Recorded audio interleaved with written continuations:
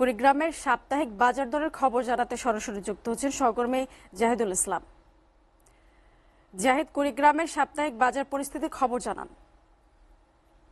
মুনিয়া, আপনি জানেন যে কুড়িগ্রামে এই শুক্র এবং শনিবার আমদানি রপ্তানি বন্ধ থাকায় কিন্তু এবং পেঁয়াজ এবং কাঁচামরিচের দামটা একটু চড়াই থাকে। সেই লক্ষ্যে কিন্তু গত কয়েকদিন ধরে এই গত সপ্তাহে রসুন ছিল, পেঁয়াজ ছিল আপনার 110 টাকা 5 টাকা, এবং সেটা এখন বেড়ে একটু 110 টাকা 15 টাকায় বিক্রি হচ্ছে। আর রসুন, যে রসুন 220 টাকায় বিক্রি হতো, সেটি কিন্তু এখন বিক্রি হচ্ছে 240 থেকে 60 টাকা, এবং বাছাইকৃত যেটা যেটা একটু বড় সেটি কিন্তু বিক্রি হচ্ছে 280 টাকায়।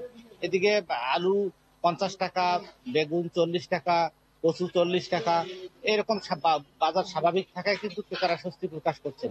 অন্যদিকে গরুর মাংস 650 টাকা এবং খাসি মাংস 900 টাকা, ব্রয়লার মুরগি 170 টাকা থেকে 180 টাকা, পাকিস্তানি 260 টাকা, এবং দেশি মুরগি 400 থেকে 420 টাকায় বিক্রি হচ্ছে।